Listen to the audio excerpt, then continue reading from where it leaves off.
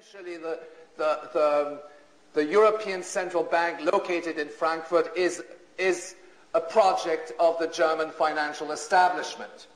And so that you have a clash in the oil industry, you have a clash in financial institutions. It's very complex. There are lots of overlapping and cross-cutting allegiances.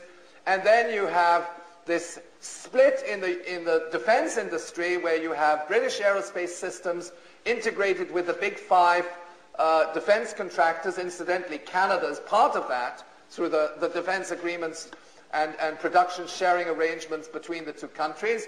And then you have in Europe what is called the European Air Defense System Corporation, EADES, which is the integration of Aerospatiale Matra, the French conglomerate on the one hand, and Deutsche Aerospace, which is a subsidiary of the powerful Daimler Group. And this has formed a very powerful competing defense conglomerate which does not have access to the US system of procurement, and therefore there's also competition in the production of weaponry. So you have essentially, I mean, these are not all the sectors in which there's conflict between these two economic blocks, but defense industry, oil, and currency systems are the main ones. And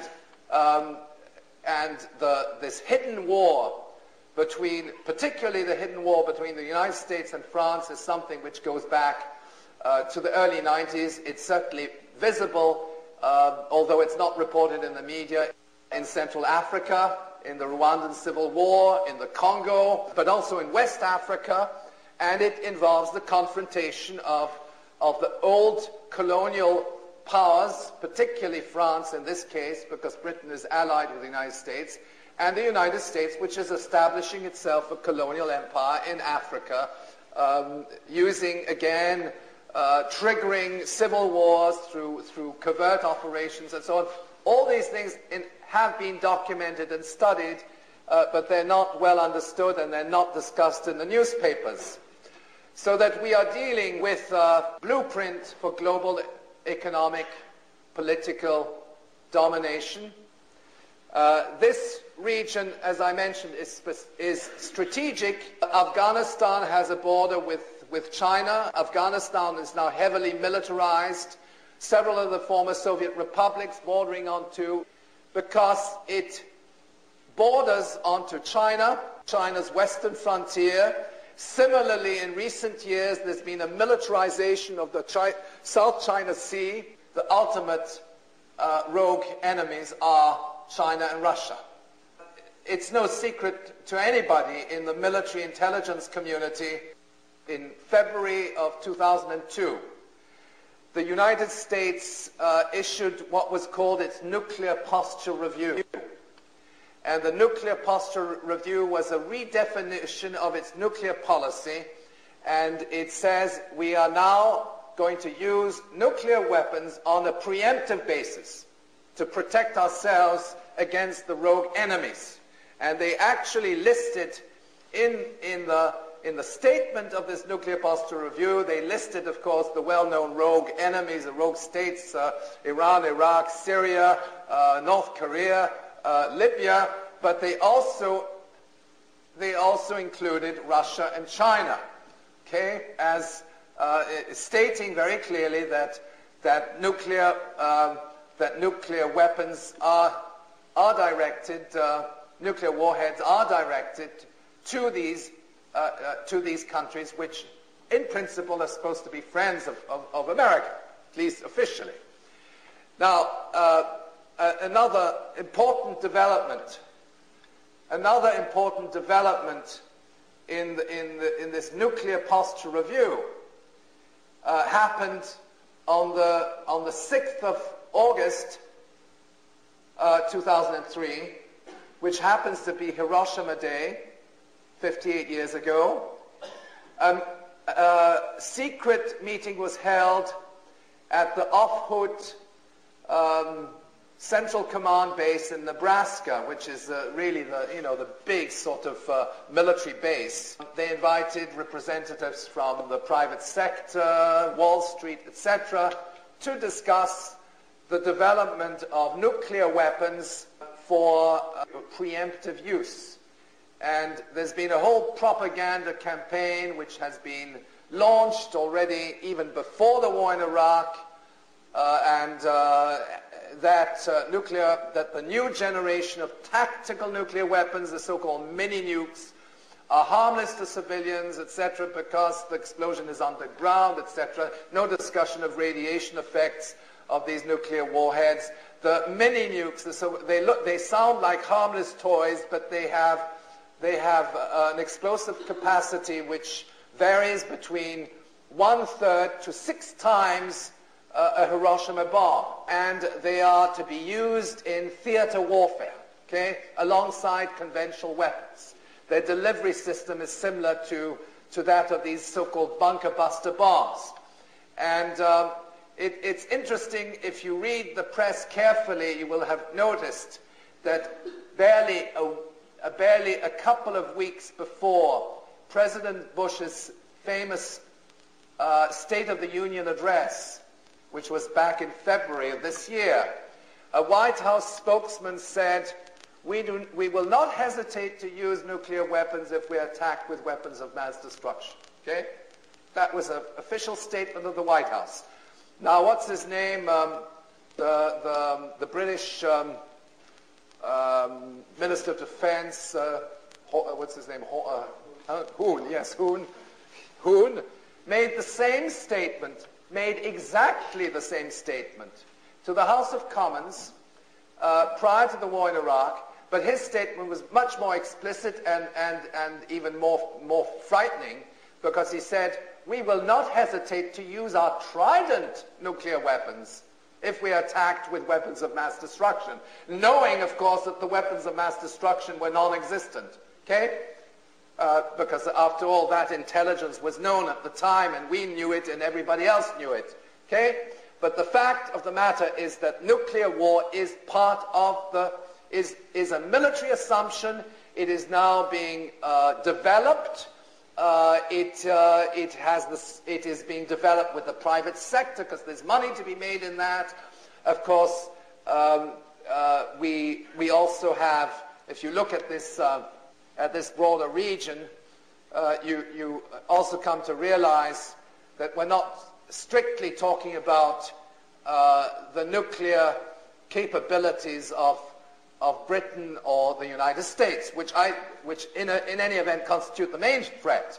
But we're talking about Israel, which, for the record, in fact, is more advanced than Britain. It's the 5th nuclear power in the world today, not officially, but in terms of the scientific assessments of their capabilities and sophistication is that they're more advanced than Britain in their nuclear technology, and all of the Israeli warheads are pointed to cities in the Middle East as well as Russia.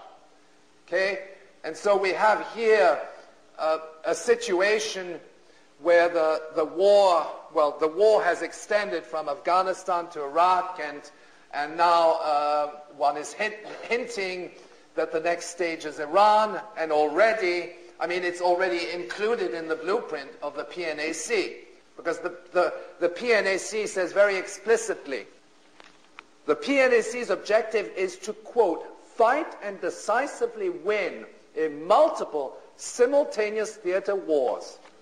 This as a means to achieve the objective of Pax Americana. The war agenda does not stop with Iraq. It is part of a continuous process. It is a project of world domination. There's no question about it. And it ultimately targets China and Russia. It also, in a sense, also targets the European Union. At least its objective is to gain economic and political dominance in relation to competing world powers. So that, I mean, in history, this kind of situation emerges. It's a confrontation between competing empires, and I think we have to understand it in that particular way.